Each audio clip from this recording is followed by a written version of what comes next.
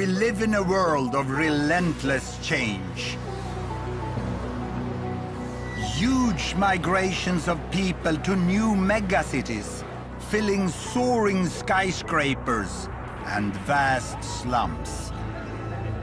Ravenous appetites for fuel and food, unpredictable climate change. And all this in a world where the population is still growing. Should we be worried? Should we be scared? How to make sense of it all?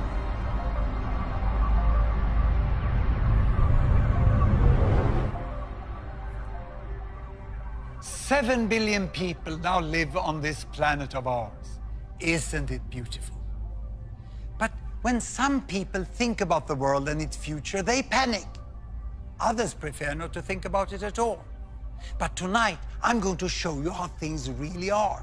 My name is Hans Rosling. I'm a statistician at... No, don't switch off. Because with the latest data from all countries, I'm going to show you the world in a new way. I'm going to tell you how world population is changing and what today's data tell us about how the future of the world will be.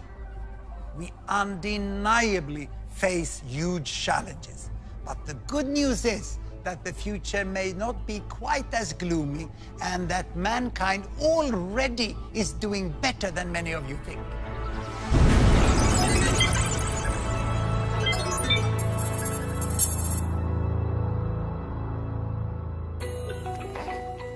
Babies, each one a blessing. But many people think population growth is out of control. Some even talk of a population bomb. Are they right? So where are we with population today, and how did we get here? I'm going to tell you a story about everyone who ever lived. Well, at least during the last some 1,000 years. Here we go. I give you 2 axes. This is time in years, and this one here is world population in billions. In the year 10,000 BC, when the first people were becoming farmers, then the archaeologists estimate that the world population was only 10 million. Imagine 10 million, that's like Sweden today. A world of only Swedes. But then, as the millennia passed by, more farmers, food and people, and great empires could emerge. Egypt, China, India, and finally Europe. And population continued to grow, but very slowly. And I stop here at the year 1800, because 1800, that's when world population became 1 billion. Imagine all that time, the population growth was just with a tiny fraction of a percent through thousands of years. But here, 1800, with the Industrial Revolution, everything changed, and population started to grow faster. In little more than 100 years, it reached 2 billion. And then, you know, when I was at school, it was 3 billion. And many people said, the planet cannot support more people. Even experts said that. But what happens was this, you know, we became 4 billion, 5 billion, 6 billion, 7 billion. Imagine, more than half of the world population have been added during my lifetime. And the number is still rising.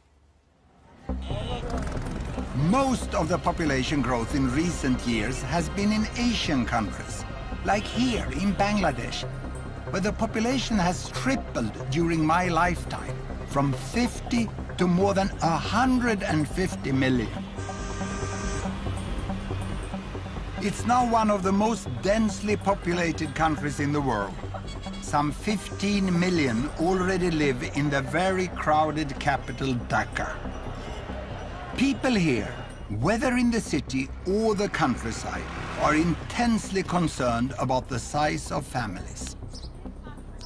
But a new Bangladesh is emerging. Like the Khan family, Mum Taslima, daughters Tanjina and little Sadia, and Dad Hanan.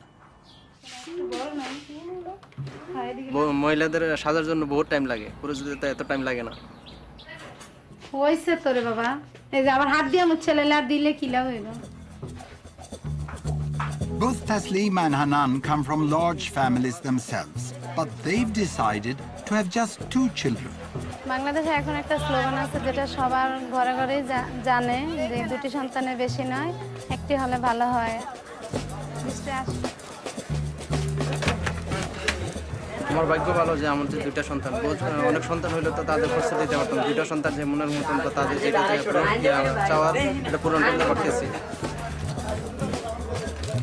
তোমার আর কি? আমার pocket খালি হয়ে গেছে। Taslima and Hanan are part of a cultural shift away from big families. And for Taslima, it's also become a job. She works for the government family planning service, which employs women like her in every village. She goes door to door to try to help others to have smaller families too. মাসে গেছেন আজকে কতদিন? এইদিকে 22 তারিখে। তারপর আর কোনো পদ্ধতি নেন নাই? তাহলে সমস্যা হবে না? আমার বাচ্চা কোন সময় যাবে? আমার তো মনে হয় না, হয়তো অনেক দেরিতে বাচ্চা, এই যে তারপরও আপনি এখন তো 2টা বাচ্চা হয়ে গেছে। আমি তারা গেলাম না, এবারে সবার লেগে যায় না। Taslima offers advice, moral support, and most importantly, a range of contraceptives. এগুলো কন্ডম। আপনি তো 3টা মেয়ে, এখন আর বাচ্চা নেবেন? বাচ্চা জন্মদান করার হয়েছে আপনার বাবা জানবে কিনা? কষ্ট তো আপনার করতে হয়, কষ্ট তো আর বাবা করে না। কষ্ট কে করে? কষ্ট করলাম, হে যদি ফুলতে লেগেই করে তা আমার কিছু করার আছে। পিল দিয়ে দেই, মাসিক হওয়ার সাথে সাথেই খাওয়া শুরু করবে।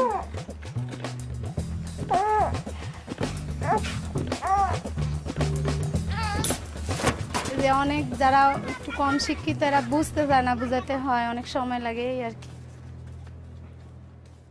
So how successful has Taslima and Bangladesh been in reducing fertility rate? That is, number of babies born per woman. In Sweden, we set up Gapminder Foundation to make the world's data available in a way that everyone can understand. So I can show you the situation in Bangladesh and what has happened. Here, a horizontal axis, babies per woman, all the way from 1 to 2 to 7 to 8. And here, a vertical axis, that is lifespan, life expectancy, how many years a newborn can expect to live, from 30 all the way up to 90. Now, we start in 1972, a very important year for Bangladesh, the first full year of independence. That year, Bangladesh was over there, and they had on average 7 babies per woman, and lifespan was less than 50 years. So what has happened after independence? Have life become longer in Bangladesh? Have children become fewer? Here is the data. I start Bangladesh. Indeed, you know, life is getting longer and babies fewer, 6, 5, and life even longer, 4, 3, and they land now almost to 2. It's 2.2, and the lifespan is 70. It's absolutely amazing. In 40 years, Bangladesh have gone from 7, 6, 5, 4, 3, 2. It's a miracle that has happened in Bangladesh. But is it only in Bangladesh? Well, I'll show you the whole world. I will go back 50 years in time to 1963. Here are all the countries. And these green ones is America, North and South. The yellow ones is Europe, East and West. And blue is Africa, north and south of the Sahara. And red is Asia, and we include Australia and New Zealand. The size of the bubble show the size of the population. Look, the big ones over there is China and India, and Bangladesh is just behind. In 1963, the average number of babies born per woman in the world was 5. But it was a divided world. Can you see that? These countries over here, the developed countries, they had small families and long lives. And then there were the developing countries over here, and they had large families and short lives, and very few were in between. But now we'll see what has happened. I start the world. Here we go. And you can see that China is getting, the big bubble is getting to better health, and then they start family planning, they move along to smaller families, and the big green, look at Mexico. Mexico is coming there, and this is Brazil also, the green in Latin America, and here India is following. India is following. The big red bubbles are Asian countries going this way. Many Africans are still with many babies born per woman, and then Bangladesh over there overtakes India on its way to the small family, and now almost all go up to this bubble. Even Africa now starts to move on. Ooh, that was the earthquake in Haiti. And now everyone ends up there. What a change we have. Today, you know, in the world, the average is 2.5. Imagine, you know, it used to be 50 years ago, 5. And the world has changed. The average number of babies born per woman have gone from 5 to 2.5. And it's still decreasing. What a big change. People would think that Bangladesh and countries like that is some sort of epicenter of a population bomb. They couldn't be more wrong. To me, health workers like Mrs. Taslima and their colleagues, who have taken their countries from this side all over in a few decades to much better health and small families, they are the heroes of our time. It's an amazing change that has happened. We no longer live in a divided world. But how much do people know about this amazing change? At Gapminder, we not only show data, we also measure how much people know or don't know about the world. So we did a first survey in Sweden. The results were depressing. So we did our second survey in Britain. And we had high hopes because the British have been all over the place, you know. So we thought we would get good results here. The first question we asked was, how many babies do women have on average in Bangladesh? And we gave 4 alternatives: 2.5, 3.5, 4.5, or 5.5. This is the result of the British survey.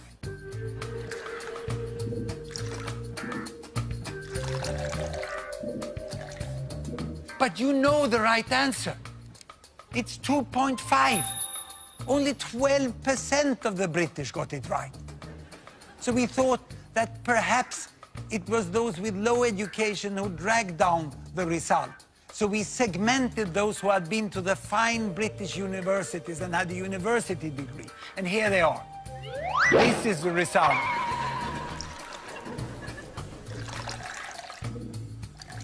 If anything, worse. So now you may conclude that the British lack knowledge about the world. What if I would have asked this chap and his friends? I would have written the different answers on bananas and let them pick one banana each, you know. This result I would get. Of course, chimps know nothing about Bangladesh.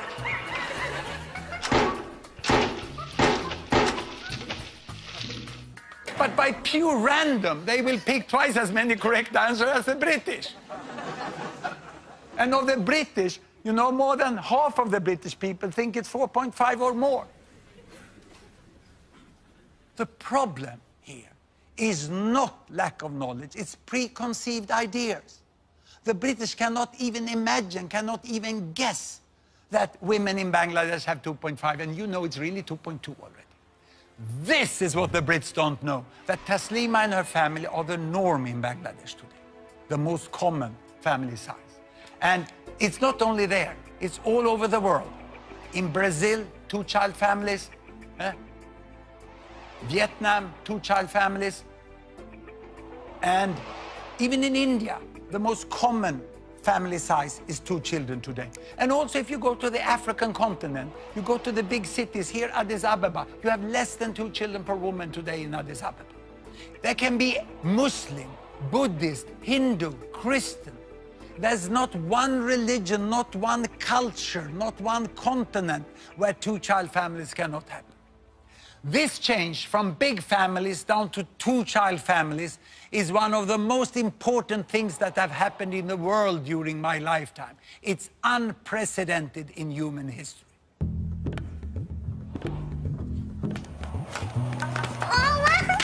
Here we are, back in Bangladesh. Let's find the reasons behind this historic and continuing shift from large to small families.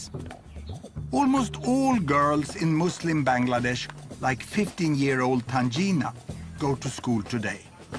The government now even pays families money to keep their daughters on at secondary level.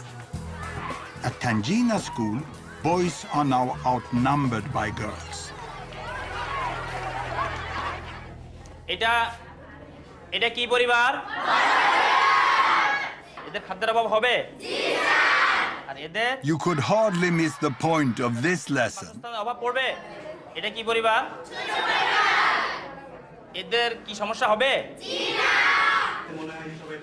Education is effective, and there are also new opportunities for Bangladeshi women.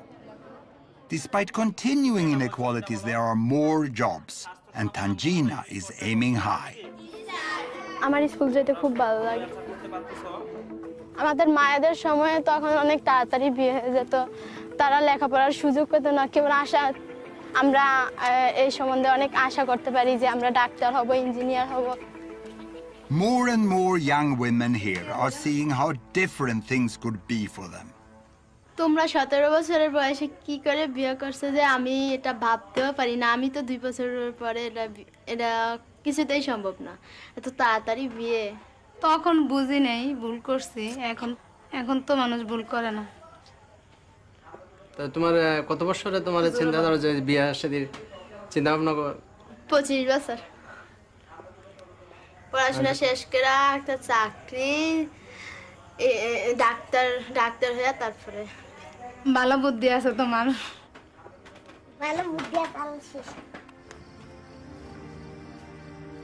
It's wonderful to see Taslima so full of hope for a bright future for her 2 daughters. But one essential transformation underpins the change in Bangladesh. It's a dramatic improvement in child survival.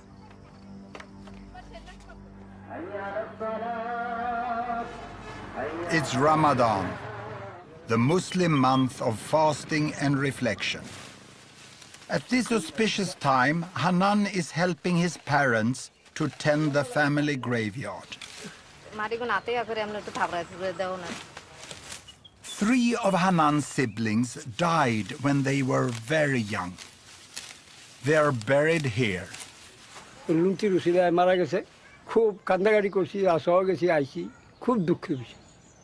ব্যবস্থা থাকতো, doctor থাকতো, তো চিকিৎসা করলে একটু তো বাস মনে পড়ে না। আমি যাদিন বাইছে তো একদিন মনে পড়বো না আমার।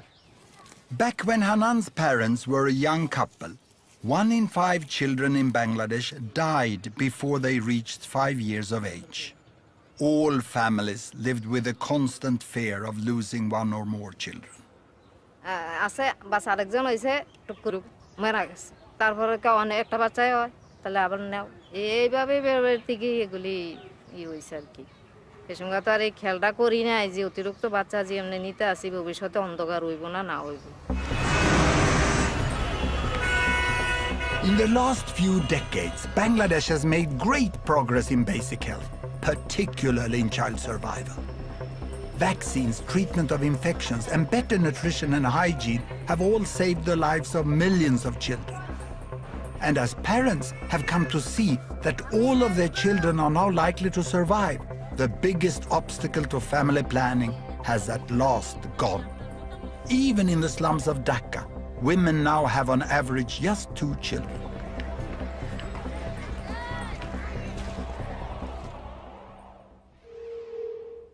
Child survival drives everything. Let's go back into history. Why did the world population grow so slowly before 1800? Well, throughout history, all historical records show us that on average, 2 parents got more or less 6 children. But that looks as a very fast population growth. So why didn't it grow? Because 1, 2, 3, 4 of the children died before growing up to become parents themselves. People in the past never lived in ecological balance with nature. They died in ecological balance with nature. It was utterly tragic. But with the Industrial Revolution, this changed. Better wages, more food, tapped water, better sanitation, soap, medical advances, you know. So why did then, from all these advances, why did population grow? Was it because they got more children? No. 1963, that year when I was at school, actually the number of children per woman had decreased a little in the world to 5. And the reason for the fast population growth was the improved child survival. 4 survived at that time.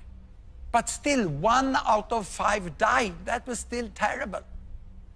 So it's only in the recent decades that most of the countries have taken big leap forwards in child survival and in family planning, so that we are now approaching the new balance. And it's a nice balance. 2 parents on average get 2 children that survive. We have families in a very happy balance. This is the most normal family situation in the world today. And what does this mean for the future here? I will show you the projection, the best projection into the future from the finest demographers we have at the Population Division of the United Nations. And it looks like this. It's going to continue first up to 8, and then it goes up to 9, and then it goes here. But see, it's slowing down, it's slowing down. By the end of the century, it's becoming more flat there. And if I do a close-up on this, you can see that we are expecting a slowing down and the end of fast population growth. But of course, this is a projection that has a certain degree of uncertainty. But we are sure that we are at the end of fast population growth within this century. It's all due to a remarkable effect of the falling fertility rate. Look here, if we go back into this, I'll show this by showing you the number of children in the world. The number of children from 0 to 15 years of age. Here they come. Look, the number of children there increased slowly, and then also it increased rapidly. So by the turn of the century here, there were 2 billion children in the world. And to me, that was an important year, because that was when Doris was born. That's my first grandchild. And she was born at a very special time for children in the world, you know, because the specialists, the demographers, estimate that from this year, the number of children in the world will continue like this. It will not increase any longer. By the end of the century, we will still have 2 billion children in the world. When Doris was born is when the world entered into the age of peak child. The number of children are not increasing. Now, this will confuse you, because how can then the total population grow like this if the children doesn't increase? Where will all these adults come from? And to explain that, I have to leave this fancy digital stuff and show you real powerful educational material we have developed. And it's here. I will show you the world population, ladies and gentlemen, in the form of foam blocks. 1 block is 1 billion. 1 block is 1 billion. And that means that we have 2 billion children in the world. Then we have 2 billion between 15 and 30 years of age. These are rounded numbers. We have 1 billion 30 to 45. We have 1 billion 45 to 60. And then we have my block, 60 years and older. We are here on top. This is the world population today.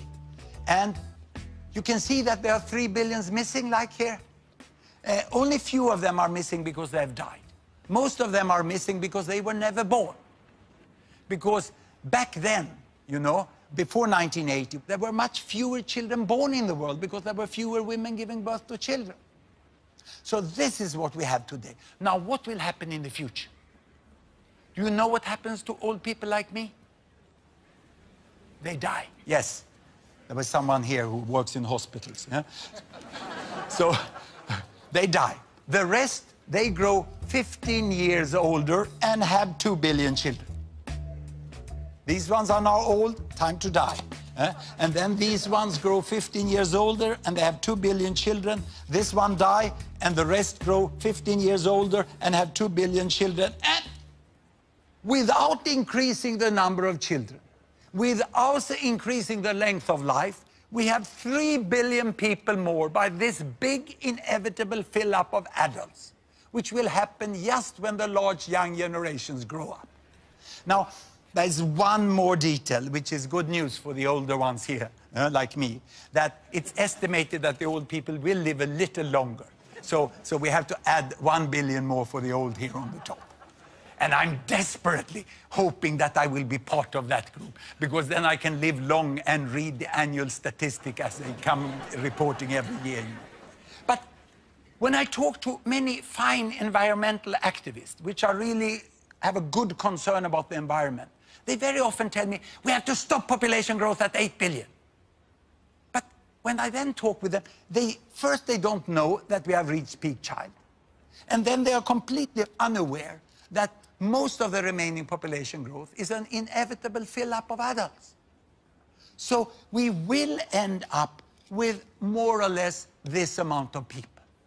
So we know how many billions there will be, but what about where they live, now and in the future? There you have the world, and here are the 7 billion. Now, out of the 7 billion, 1 live in the America, North and South together. 1 in Europe, 1 in Africa, and 4 in Asia. So this is now. But how to remember this? I have a very simple way of remembering this. I put up the numbers like this, and then I say, this is the PIN code of the world, 1114. Now, what will happen up to mid-century? That we know fairly well. Europe, no increase. In fact, the European population is decreasing. In America, a little more people, mainly retired people in Latin America, so it makes no difference. It's more or less the same. In Asia, we will have 1 billion more. And then the population growth in Asia is over. In Africa, in the next 40 years, the population will double to 2 billion. Now, to the end of the century, well, we know quite well, no more people in Europe, no more in America, no more in Asia, but Africa is set, as we have data today, for another doubling. So there will be 4 billions in Africa. The 2100, and probably the final PIN code, will be 1145. So in 2100, there will be quite a different world. The people who live in what I call the Old West, in West Europe and North America, will by then be less than 10% of the world population. 80% of the world population will be living in Asia and Africa. But will there be resources enough to sustain them? Well, this will be a huge challenge, and nothing will come automatically. But my take is that it is possible for all these billions to live well together.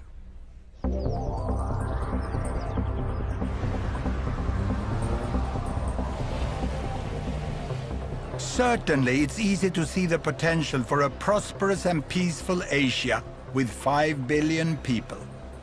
Japan, South Korea, and others are already rich. Following them on the road to wealth are larger and larger parts of China, India, Indonesia, and many other Asian countries. Even in poorer Asian countries, more and more are getting a decent life. But what about a future Africa of as much as 4 billion? Won't most of them be living in terrible poverty? I have seen extreme poverty in Africa. 30 years ago, I spent the 2 most intense years of my life working as medical doctor in one of the poorest countries, Mozambique, on the east coast of Africa. Mozambique had just become independent after a long war against the colonial power Portugal. And my job was to be one of 2 doctors, we were both foreigners, for 300,000 people.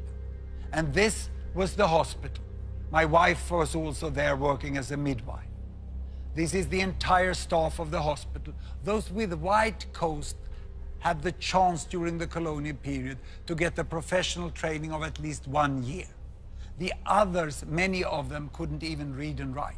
But they all worked with such dedication and motivation. But the patients came with the worst diseases of extreme poverty, and our resources were often not enough. And especially my skills as a young doctor did not meet the need of the patients. Mozambique is still today a very poor country, but things have improved immensely since I was there 30 years ago.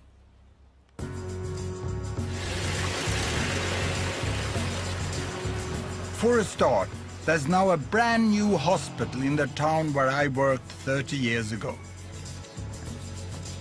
The new, much bigger hospital has 15 doctors, and 11 of them are Mozambicans. All the staff are now well trained. The director of the hospital is Dr. Kashimo, the obstetrician. Tudo indica que estamos perante uma gravidez gemelar. The transformation here is amazing to me.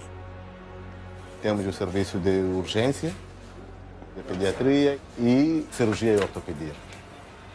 Hoje temos grandes laboratórios, as farmácias que funcionam 24 horas. They routinely save women in childbirth with cesareans, something that was impossible when I was there. Isso hoje em dia nós é possível fazermos cá, com uma equipa que está formada e com um bloco operatório com essas condições, que está equipado igual que um bloco operatório que está em qualquer lugar do mundo. Everything has improved so much. Those born in Mozambique today should have a much brighter future.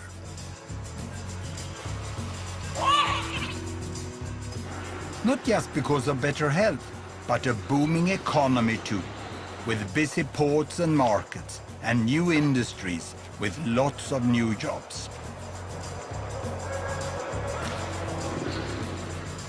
I know you might be thinking that this good news is just about cities and towns. And it's true. The worst challenge is in the rural areas where most people live. But things are changing here too. Deep in rural northern Mozambique lies the district of Mogovolas. This is home for Olivia, Andre, and their young family. Like so many other poor people in the world, Olivia and Andre are farmers, reliant on what they grow for what they eat.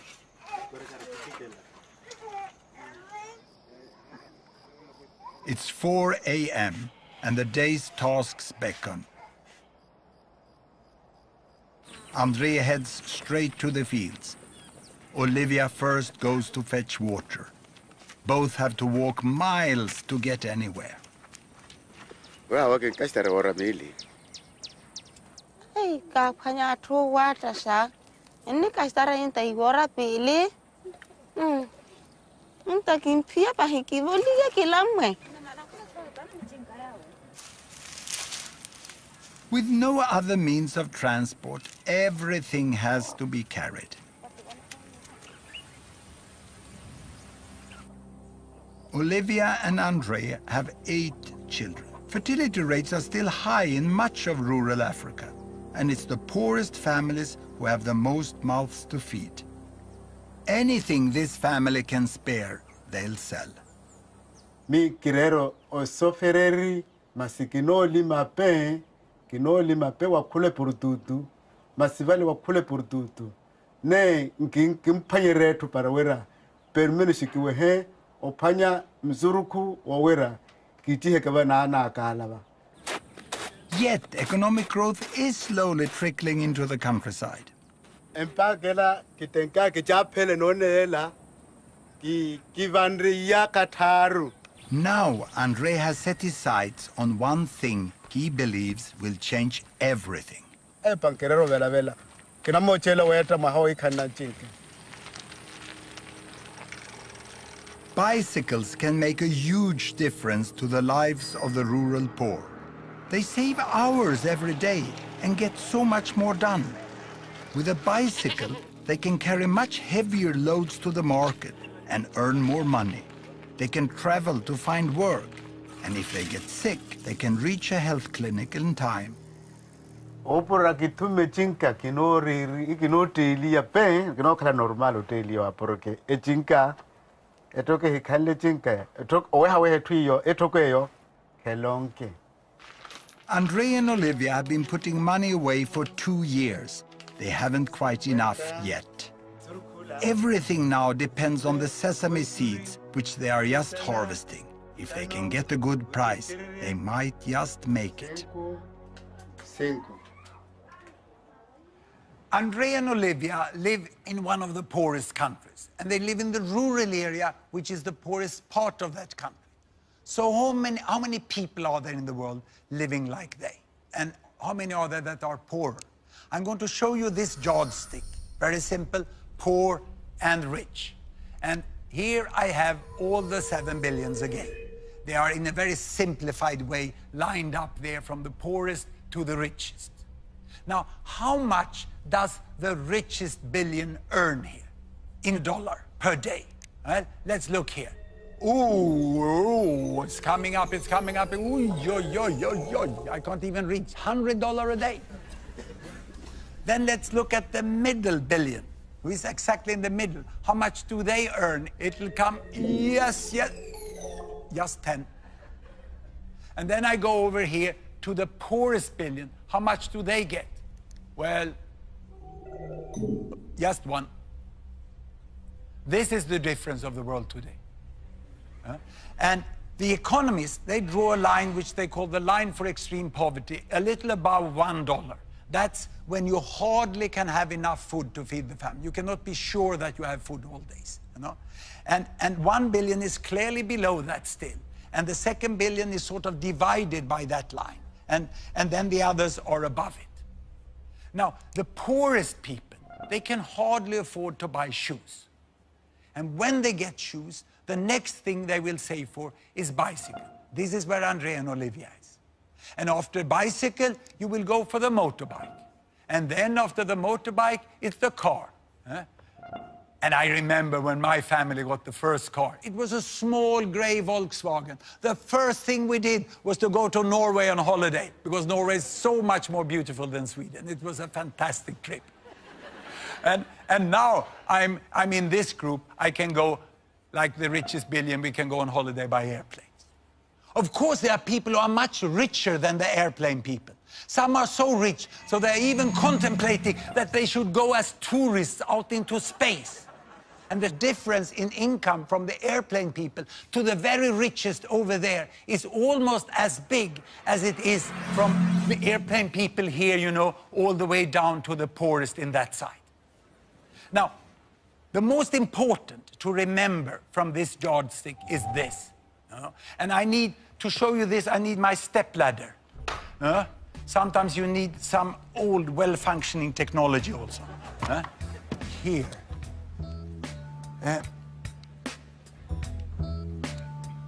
I can only reach up. Here they are. Now I'm at the top. The problem for us living on $100 a day is that when we look down on those who have $10 or $1, they look equally poor. We can't see the difference. It looks as if everyone is living on the same amount of money. And they say, oh, they are all poor.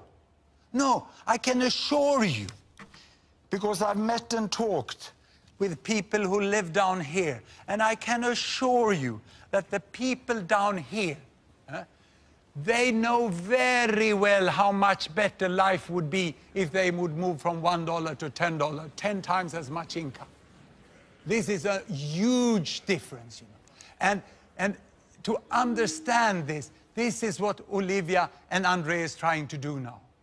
Each little step they take along this line here, you know, from the shoes towards the bicycle, small as it may seem from far distance, make a huge difference in their life.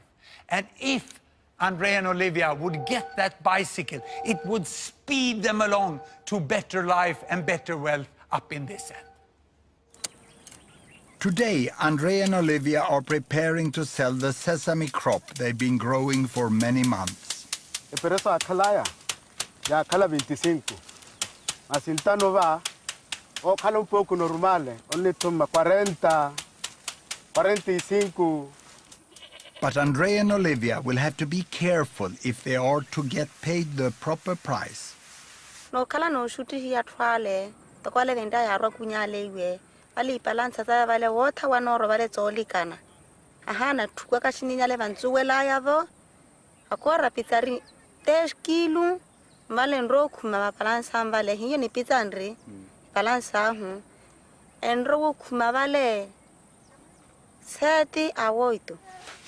Andre is going to do the selling, and for the last time, he hopes, he has to get help to transport the crop to market.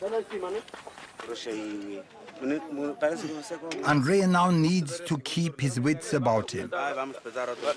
Hey, amigo, The deal is done, and Andre is happy with the price he's got.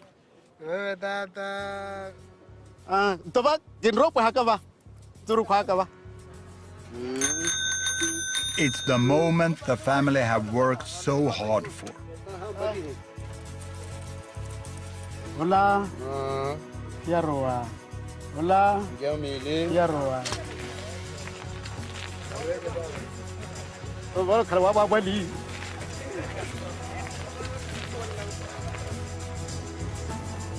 Andre's journey to market took all morning to walk.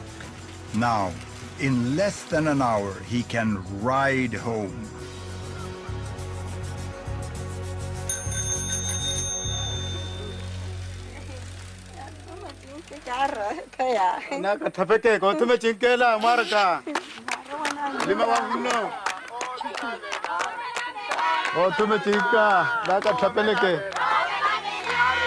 The bicycle is put to use at once. The children fetch water with it.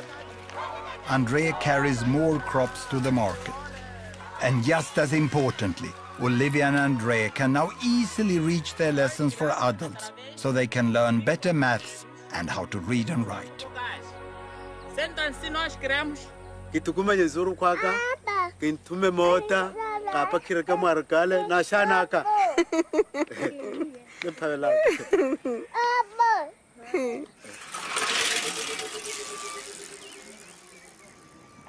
It's so great to see Olivia and Andre pedaling their way out of extreme poverty. And they use the bicycle to go to literacy classes. Education is so important for the progress of people and nations. But how many know what has really happened with education in the world? Time for the Great British Ignorance Survey again. Here we go. We asked what % of adults in the world today are literate, can read and write. Can I ask the audience? How many guess 20%? Hands up.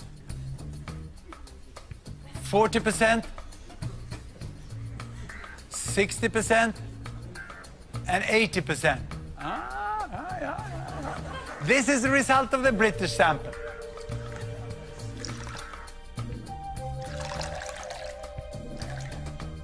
Now, by now, you can use the result of the British survey to find out what the right answer is, isn't it? Of course, it's 80% that is the right answer. At least you were clearly better than the British average. Just 80% of the population in the world can read and write today. Literacy is 80%. Actually, the last figure is a little higher. So if I would have compared that with the chimps again, you know? So it's once more, you only get random results from the chimps. But you get 3 times as many correct answers than you get from the British. And now, the university people. Perhaps they know this, or even worse. What on earth are they teaching at British universities? The common view about the world is outdated with several decades. The media have missed to communicate it. But perhaps this is because the world is changing so fast.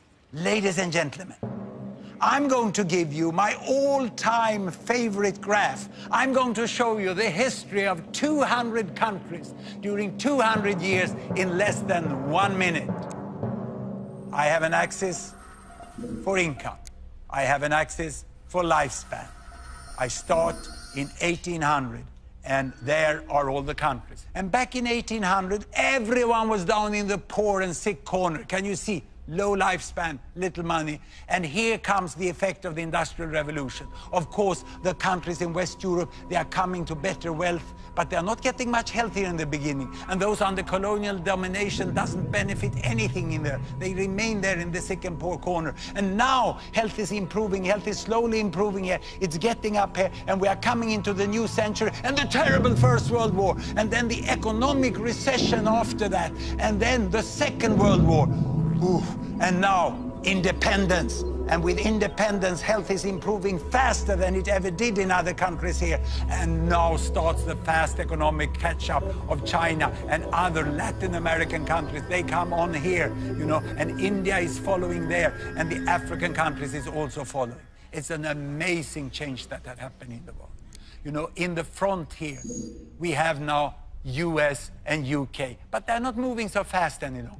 The fast movers are here in the middle. China is moving very fast to catch up. And Bangladesh, look, Bangladesh is already here, now quite healthy, and now starting with fast economic growth. And Mozambique, yes, Mozambique is back there, but they are now moving fast in the right direction.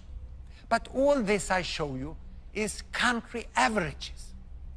What about people? Have people also got a better life? I'm now going to show you something which makes me very excited as a statistician. I'm going to show you income distribution, the difference between people. And to do that, I take the bubbles back 50 years, and then we are going to look only at money. And to do that, we have to expand and adjust the axis, because the richest is so rich and the poorest is so poor. So this will be a bigger difference than between the countries. And what we do now is that we let the country fall down here, this is United States, and spread to show the range within the country.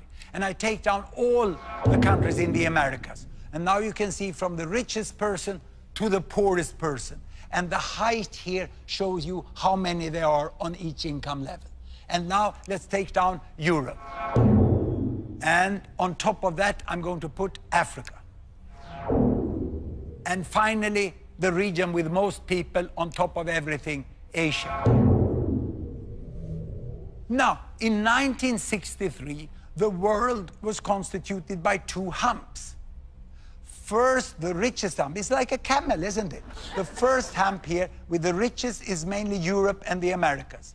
And the poorest hump over here is mainly Asia and Africa. And the poverty line was there. Can you see how many people there were in extreme poverty 50 years ago? And most of them were in Asia, and people were saying Asia will never get out of poverty. Exactly as some people are still saying about Africa today. Now, what has happened? I start the world, and you can see that many people are born into poverty here, but Asia goes towards higher income, and 1 billion goes out of extreme poverty this way, and the whole shape of the world changed, and the camel is dead. It's reborn as a dromedary. And what you can see here, you know, is the variation from the richest, that is most people in the middle. And there's a much smaller proportion of the world now in extreme poverty. But be careful, it's still a lot of people, more than 1 billion people in extreme poverty. Now the question is, can this move out of extreme poverty now continue for those in Africa and even for the new billions in Africa? I think it's possible, even probable, that most countries in Africa will rise out of poverty too. It will need wise action and huge investment, but it can happen. The many countries of Africa are not all advancing at the same pace. A few are moving very fast, others are stuck in conflict. But most, like Mozambique, are now making steady progress. And what about feeding all the new African people in the future? Yes, there are shortages today, but there is also much potential here. Agricultural yields in Africa are just a fraction of what they could be with better technology. And Africa's rivers are barely tapped for irrigation.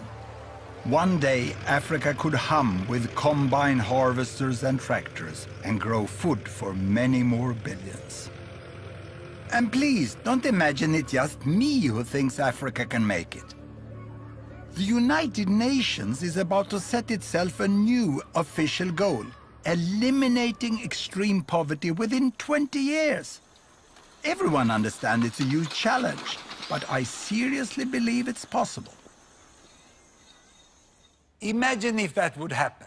Now, what we have seen so far is that the rich end, it moves. And the middle, it moves. But this poorest end is stuck. It's here in extreme poverty we find almost all the illiteracy. Here we find high child mortality and still many babies born per woman. It's like extreme poverty reproduces itself if you don't end it swiftly. But Andrea and Olivia and people like them, they work so hard to get away from it. And if they only can get the right help from their government and from the world at large, with things like school, health, vaccines, roads, electricity, contraceptives, then they will manage. But they will mainly manage by their own hard work. Here we go, you know, go on, follow Andrea and Olivia across the line, you know. It is possible within some decades, yes. But getting out of poverty is just the beginning. People want to continue along this line to a good life. But what does a good life mean? For most people in the world, the good life they are striving for will mean more machines and much more use of energy. So there's a problem, because all this adds to one of the great threats for the future, severe climate change. 80% of the energy the world uses is still fossil fuels. And the science shows that the climate may change dramatically in the future because of the carbon dioxide emission from continuing to burn all these fossil fuels. I'm not the best person to tell you how bad climate change will be, nor am I a specialist on how to prevent it. What I can do is to show you data to make you understand who is the one that emits the carbon dioxide. I will show this. You remember the yardstick from the poorest billion to the richest billion, from the one who hardly can afford shoes to the one who fly with airplanes. Now, this shows the total amount of fossil fuel used in the world during 1 year. Coal, oil, and natural gas. And it represents more or less the total emission of carbon dioxide. Now, how much of that is used by the richest billion? Half of it. Now, the second richest billion, half of what's left. Then you understand what the third use. Half of what's left. And the others use hardly anything. This is rounded numbers, but it clearly shows, you know, that almost all the fossil fuel is used here by the 1, 2, 3 richest billions. More than 85% they use. Now, the richest billion here at least have stopped increasing, but we are yet to see whether they will decrease. And in the coming decades, it's the economic growth of these two that will increase the fossil fuel use and the carbon dioxide emission. Even if these ones over here come out of extreme poverty and get richer all the way to the motorbike, that doesn't contribute much to the emission of carbon dioxide. And regarding population growth, most of the additional billions in the next 40 years will be in this group here. But still, if you ask people in the richest end, they seem to get everything wrong. They look down on the world from their very high emission, and then they say, oh, those over there, you cannot live like us. You will destroy the planet. You see, I find the argument from the people here catching up to be much more correct than logic. They say, who are you to tell us that we can't live like you? You better change first if you want us to do it differently. There are many essentials to having a good life that billions in the world do not yet have. Andre's village and house, and so many like them, don't even have electricity. Mozambique has huge coal reserves. And if it and the other poorest countries build affordable new power stations burning coal for electricity and industry, I don't think anyone who emits more carbon should interfere. Now, what I'm going to do is ask you 2 questions that I often ask my Swedish students. The first one is this: how many of you have not traveled by an airplane this year?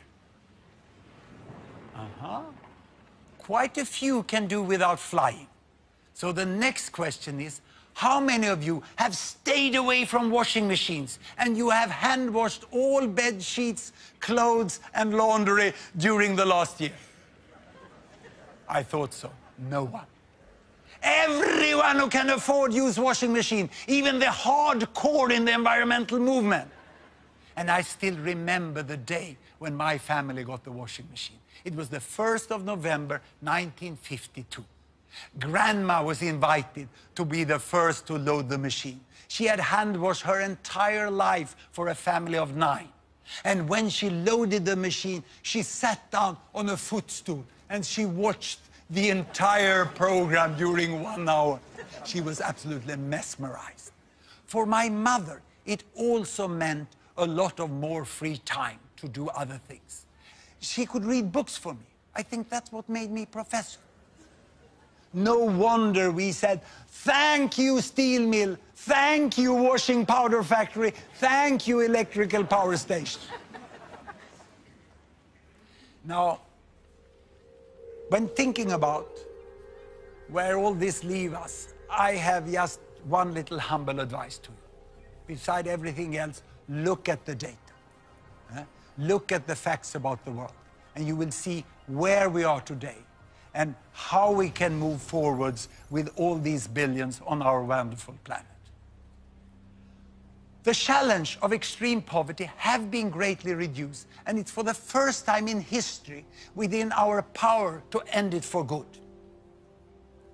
The challenge of population growth is in fact already being solved. The number of children have stopped growing. And for the challenge of climate change, we can still avoid the worst. But that requires that the richest, as soon as possible, find a way to set their use of resources and energy at a level that step by step can be shared by 10 billions or 11 billions by the end of this century. I've never called myself an optimist, but I do say I'm a possibilist. And I also say the world is much better than many of you think. Thank you very much.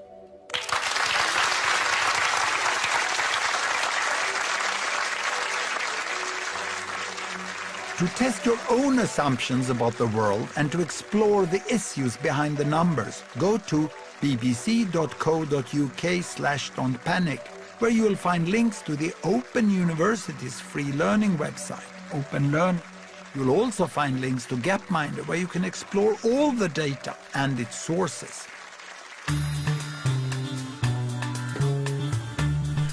And the realities of population growth in developing world countries later, when BBC Two heads to the Philippines and the world's busiest maternity ward in Manila at 11:20. But next, we'll mock the week again.